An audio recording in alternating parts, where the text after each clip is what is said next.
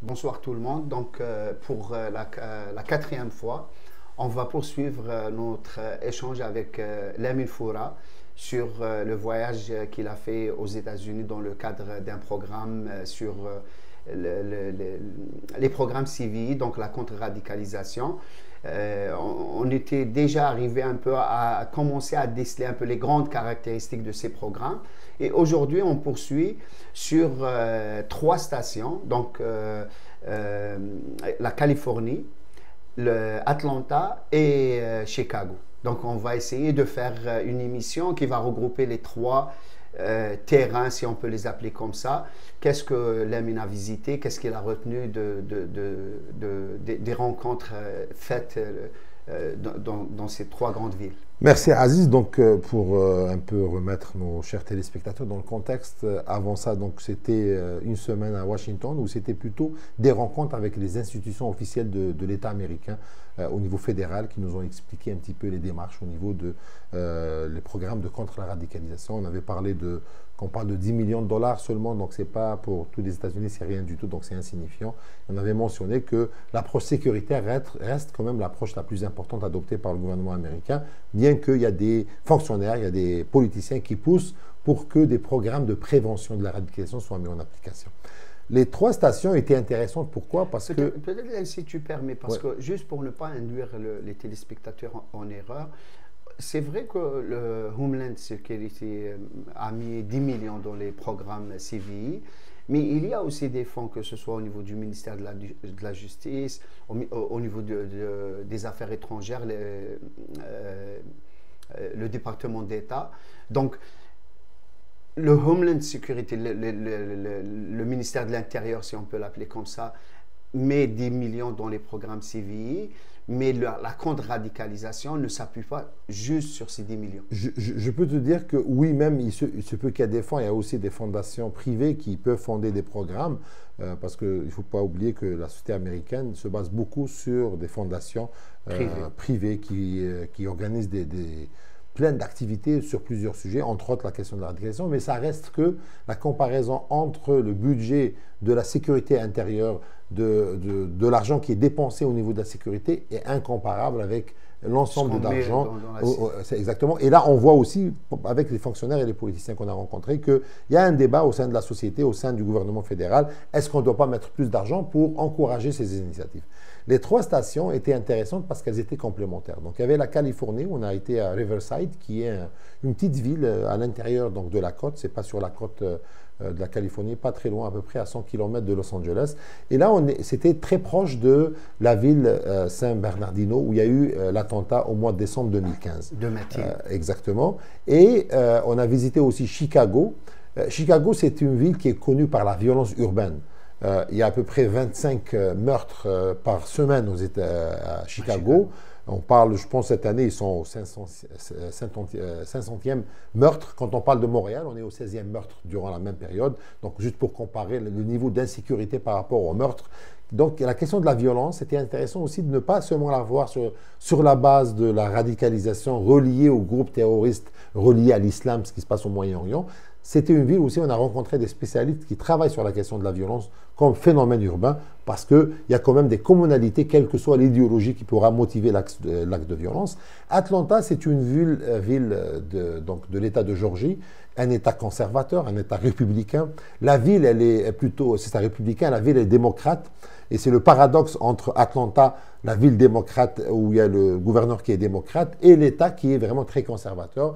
Là, c'était plutôt à voir un petit peu ce qui se fait dans une ville qui n'est pas touchée par le phénomène de radicalisation, je dirais relié au groupe international, mais qui est quand même touchée par des groupes extrémistes américains qui sont dans l'État. Quand on parle des KKK, ils sont quand même assez répandus dans l'État. Donc un terrorisme intérieur, mais qui n'est pas inspiré par les idéologies. Exactement, mais disons, appelle-le plutôt un radicalisme intérieur, puisque ce n'est pas des gens qui passent à l'acte de violence, mais qui peuvent avoir un discours radical qui est dans la frontière de ce que la Constitution américaine autorise comme discours intérieur, même s'il ne fait pas la promotion de la violence, mais il peut quand même faire la promotion d'un discours haineux. Donc c'est un petit peu la complémentarité des trois visites que moi-même j'ai trouvé assez intéressante. Maintenant, je vais commencer par la Californie. Oui, San Bernardino, où c'était Riverside, et là on a rencontré le commissaire qui était en charge de l'affaire. Il nous a raconté le profil de la personne. Ce qui nous a choqué, moi personnellement, c'est on voit qu'il y a un décalage entre ce que les médias peuvent rapporter et ce qui est réellement le cas. À titre d'exemple, on nous a beaucoup parlé dans les médias du rôle de la femme. Sa femme, son épouse. C'est ça, son épouse qui est donc du terroriste qui a fait l'acte.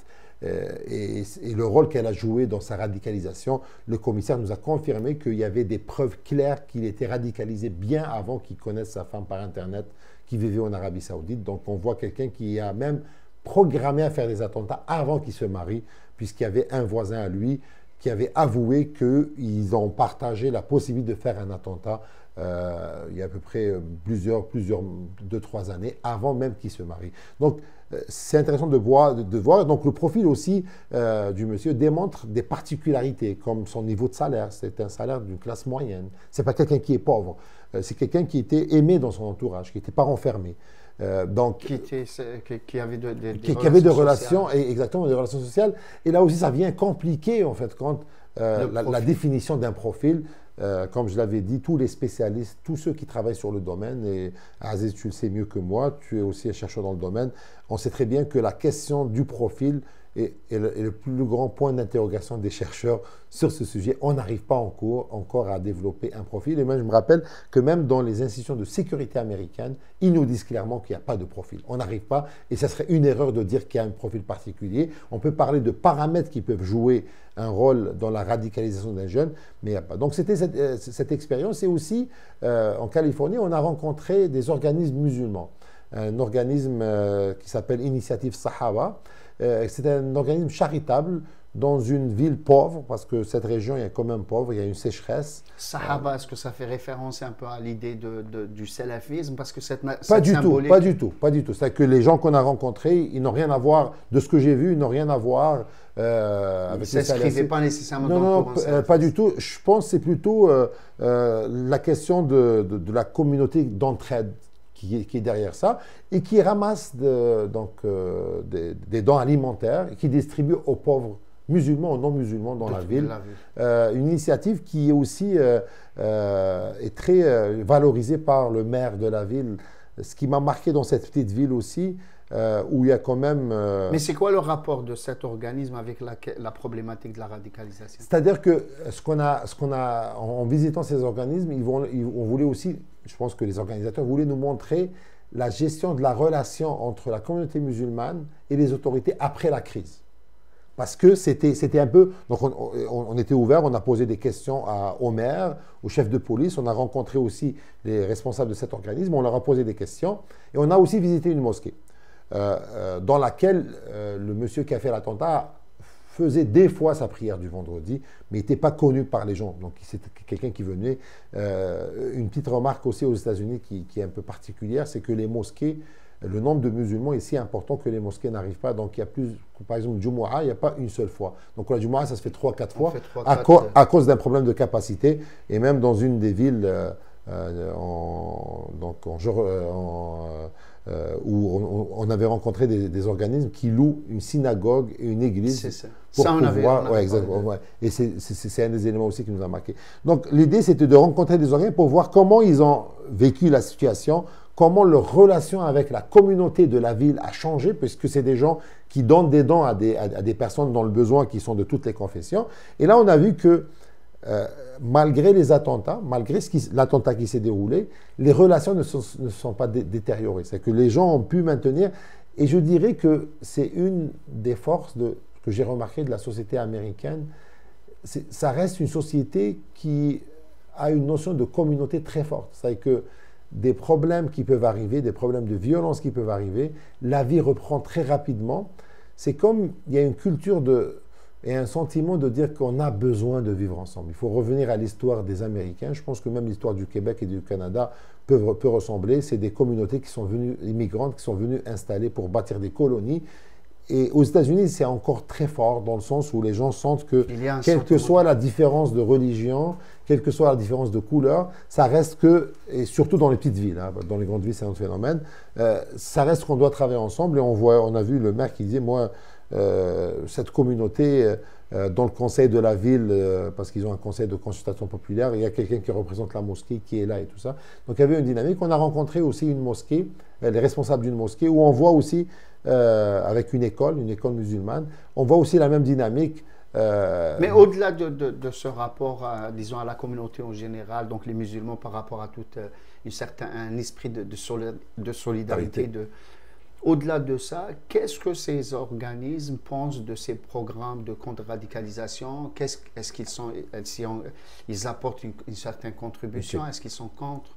C'est intéressant. Dans le cas de cette ville, Riverside, ce qui est intéressant, c'est que même le maire et la police ne comprennent pas pourquoi ils doivent faire ça. Donc il y a comme un consensus, parce qu'eux, ils vivent cette diversité d'une façon naturelle. Ils ne voient pas qu'est-ce que ce programme. Ils disent, moi j'ai pas de problème, j'ai eu un cas. Mais même le maire nous a dit ça. Il nous dit, mais OK. Donc, on voit aussi, comme on avait expliqué, qu'aux États-Unis, il faut comprendre le système politique. On revient à ça, c'est de base.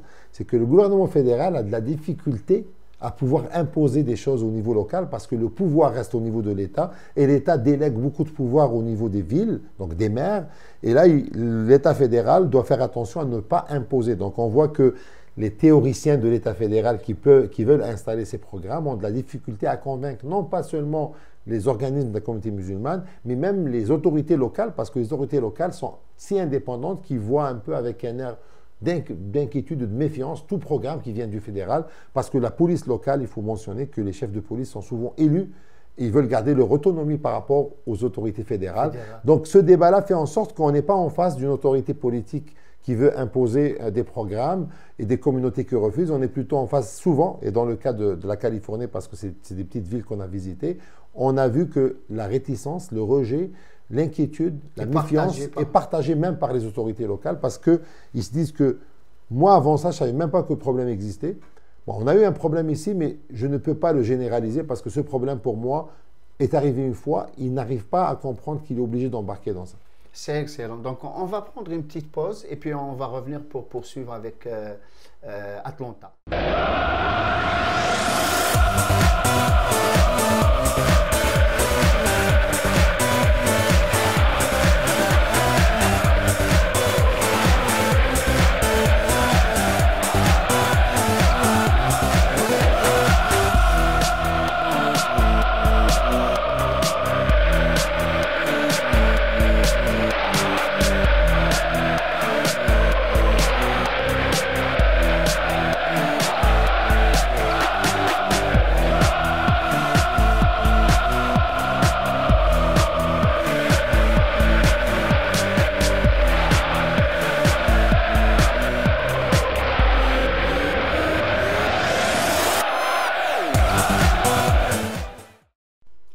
On est de retour avec Lamine pour toujours échanger sur les questions des programmes de contre-radicalisation, sa visite aux États-Unis.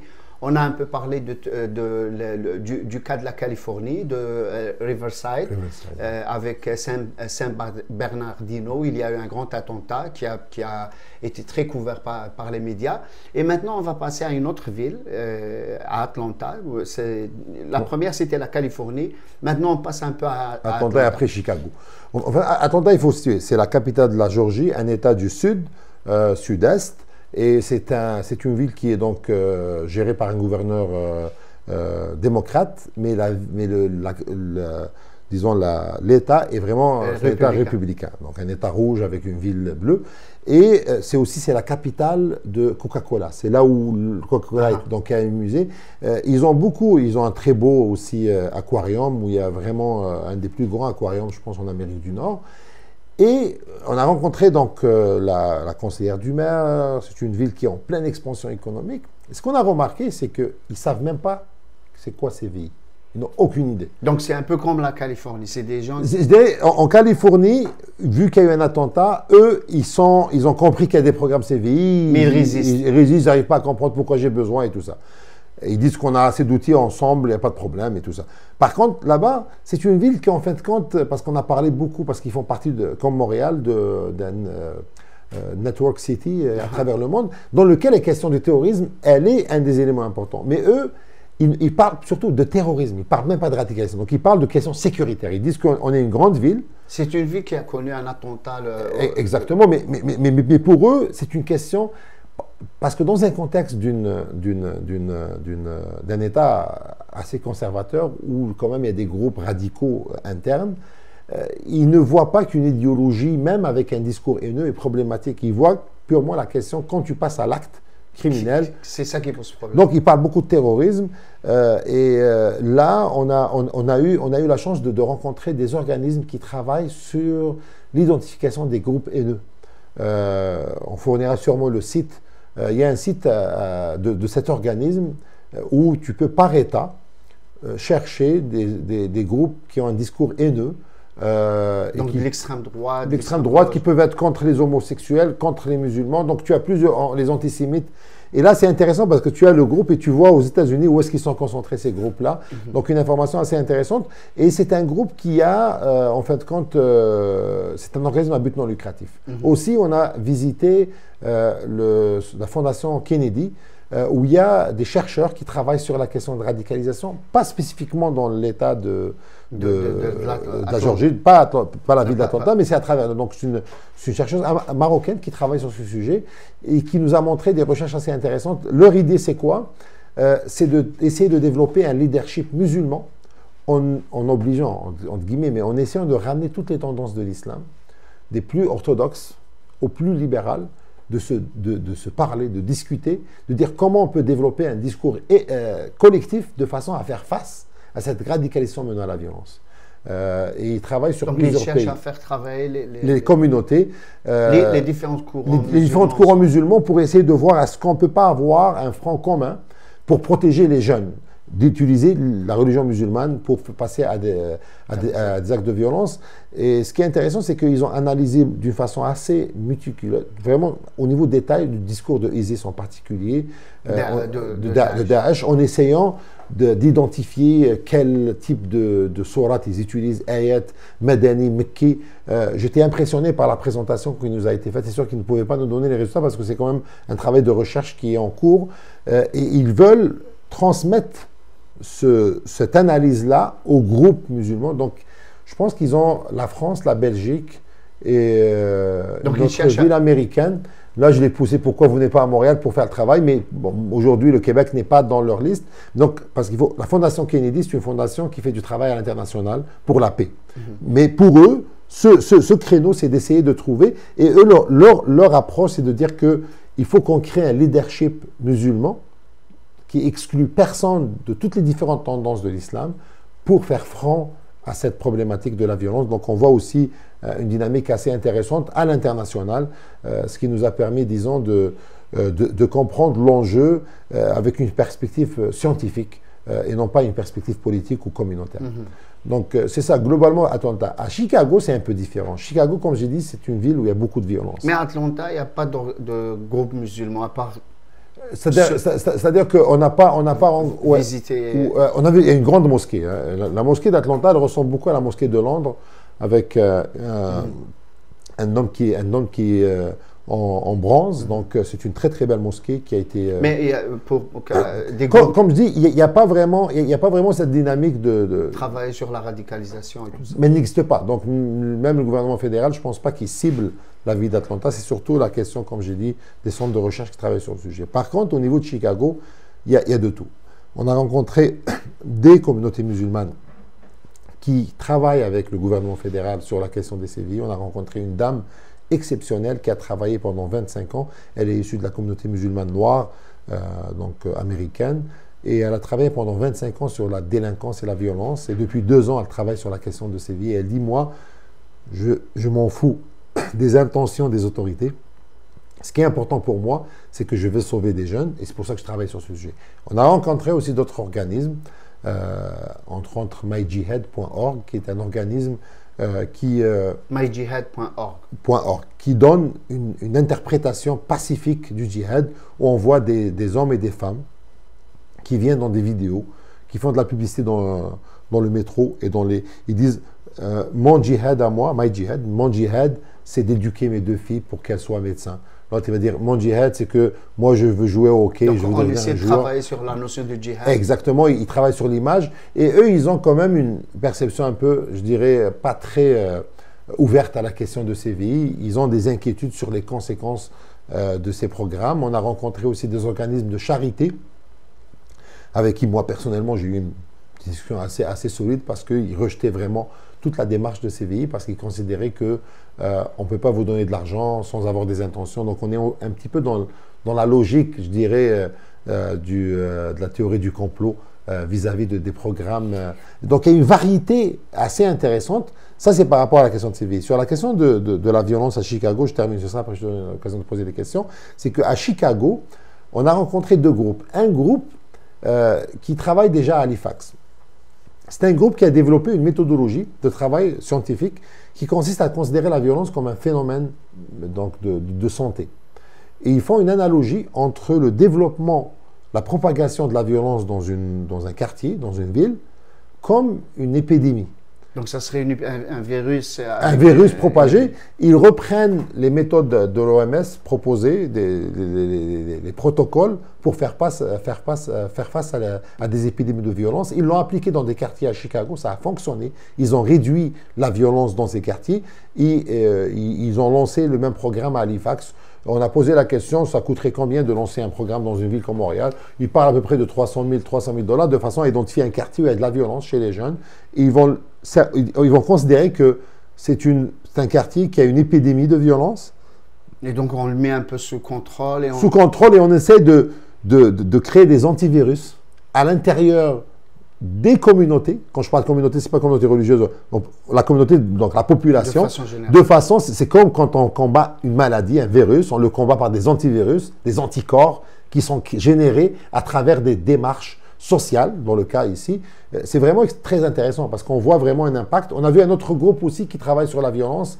Mais est-ce que, parce qu'il y a déjà 2 aspects intéressants, cette question de est-ce que c'est finalement des théories du complot, est-ce que les gens sont dans cet esprit de complotiste ou concrètement parce qu'il y a des expériences qui les poussent à être un peu plus prudents parce que ce soit à New York, que ce soit en Angleterre, ces programmes parfois sont tournés vers plus de l'espionnage au sein des communautés. Et peut-être juste pour compléter, par rapport à cette idée des virus et des antivirus, on peut se poser la question de façon légitime. Maintenant, les réponses pourraient être plurielles. C'est que même quand on parlait un peu de la question du terrorisme dans le monde arabo-musulman et tout ça, on voulait un peu comme monter des musulmans contre des musulmans. On voulait comme exporter le problème, dire que finalement le problème du terrorisme, ce n'est pas un problème des sociétés occidentales, c'est le problème des musulmans entre eux, c'est les modérés contre les intégristes, c'est les bureaux contre... Et donc, on sent cette volonté à la rigueur qu'on voit même dans les conflits armés, de vouloir utiliser des musulmans pour faire la guerre à d'autres musulmans. Maintenant, la guerre peut être par les armes, peut être idéologique. Est-ce que ce n'est pas un peu la même logique qu'on transpose au niveau du problème de la radicalisation? Je pense qu'il faudra distinguer en introduction la politique américaine au niveau international, qui n'est pas gérée par la Constitution américaine à 100% dans le sens où des règles de droits de l'homme ne sont pas à respecter comme ils doivent être respectés dans la politique intérieure. À l'intérieur. Ça, c'est important de le comprendre. Et moi, je crois, de ce que j'ai vu, mais de ce que je connais avant, j'ai voyagé souvent aux États-Unis, je connais des choses sur les États-Unis, je pense qu'il faut quand même faire confiance que le système américain pour l'intérieur des États-Unis est un système démocratique assez fort parce qu'il y a une distribution de pouvoir assez dense de façon à ne pas avoir le pouvoir entre la main d'un seul groupe. Moi, je crois à ça, donc ça, c'est important de garder. Deuxième élément qu'il faudra aussi garder, c'est qu'il y a eu des bavures. Le FBI a fait des bavures. Tout le monde le sait aujourd'hui, le FBI a déjà admis. On a eu des cas au Canada avec la GRC, il y a eu des bavures sur la question après l'11 septembre. Et donc ça justifie un peu... Non, mais attends, mais c'est important de mettre les deux sur la table. C'est qu'on parle de sociétés où il y a des lois. Au Canada, on a eu la démission du directeur général de la GRC dans l'affaire de... donc, on a un système quand même qui fonctionne là. On ne parle pas d'un État où il y avait que l'abus de pouvoir, il est systémique. On parle d'un État où l'abus de pouvoir peut exister, mais on a une balance qui fait un équilibre. Donc on parle, comme je dis aux États-Unis, d'une constitution américaine très forte qui protège les libertés individuelles. On parle d'un système juridique assez indépendant. On parle d'une distribution du pouvoir entre le fédéral, les États au niveau local. Ce qui fait qu'il y a cet élément. Il y a un deuxième élément. Malgré ça, il y a eu des bavures qui sont des fois corrigées, qui sont des fois non corrigées. Ça, c'est la réalité qu'on a en face de nous quand on parle des États-Unis ou du Canada. On ne parle pas d'un pays comme certains pays en Afrique, au Moyen-Orient, où c'est des États de droit. Exactement, mais... ok. Donc, dire que la méfiance est justifiée, je serais d'accord. Mais en même temps, dire que tout ce qui vient du gouvernement est un complot, je ne suis pas d'accord. C'est qu'il y a un équilibre à prendre entre une méfiance qu'il faudra mettre en avant, une prise de conscience de continuer à défendre nos droits individuels dans un état de droit, parce que même dans un état de droit, les gens peuvent faire des abus. Et donc toi, par rapport aux organismes que tu as vus, ils ne sont pas dans cette logique. Exactement, je trouve qu'il y a une généralisation, que l'abus est systémique, que je ne pense pas qu'il soit autant systémique que ça, parce qu'au sein de l'institution de l'État, soit aux États-Unis ou au Canada, moi, à mon avis, on parle d'un système qui a quand même un équilibre entre la possibilité qu'il y ait un abus et la possibilité que cet abus soit corrigé. On l'a vécu. Moi-même, on a eu l'occasion de parler avec des responsables de sécurité. On leur a posé cette problématique. Ils sont conscients. Ils disent oui, on a du travail à faire, on a des choses à corriger. Maintenant, ne rien faire aussi comme citoyen avant tout, c'est aussi une responsabilité. C'est qu'on a tendance à penser que prendre action, c'est une action, mais ne pas avoir d'action dans un moment où on a besoin d'avoir une action, c'est aussi une décision.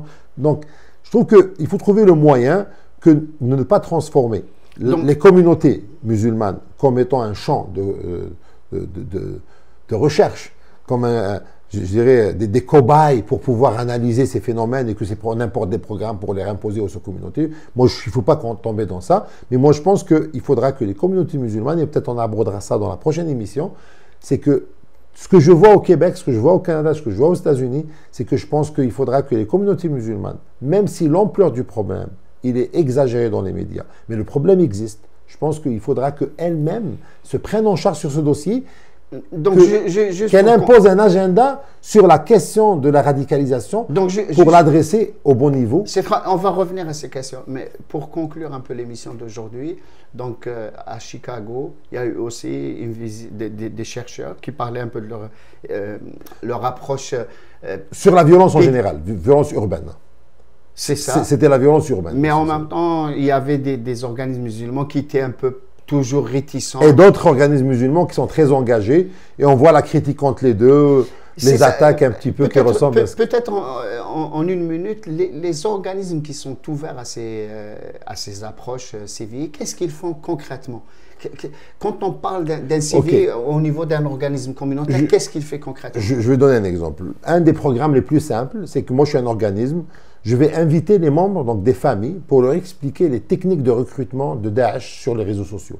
Pour qu'eux, ils puissent...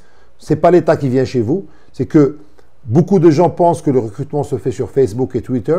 Ça il y a 4 ans. Aujourd'hui, ce n'est pas sur ces plateformes, par exemple. Il y a d'autres plateformes qui sont moins connues par les parents. Il faut donc les informer. Donc, il y a Home Security, ils ont une présentation qui vient te donner, fais-la toi-même, et tu ramènes des parents et tu leur expliques que, attention, aujourd'hui, Daesh, et là, ils donnent des indicateurs aux parents. Au fond, c'est ça la question. Est-ce que le modèle d'une ligne téléphonique existe aux États-Unis? Pas du tout. Il n'y a aucun... En tout cas, ça fait rire un peu les Américains quand on parle d'une ligne téléphonique. Le sujet de la question de la radicalisation est si sensible que ça ne fonctionne pas par ligne téléphonique. C'est pour ça qu'une des critiques que j'ai par rapport au centre, quand ils nous parlent de ligne téléphonique, ça fait rire les Américains.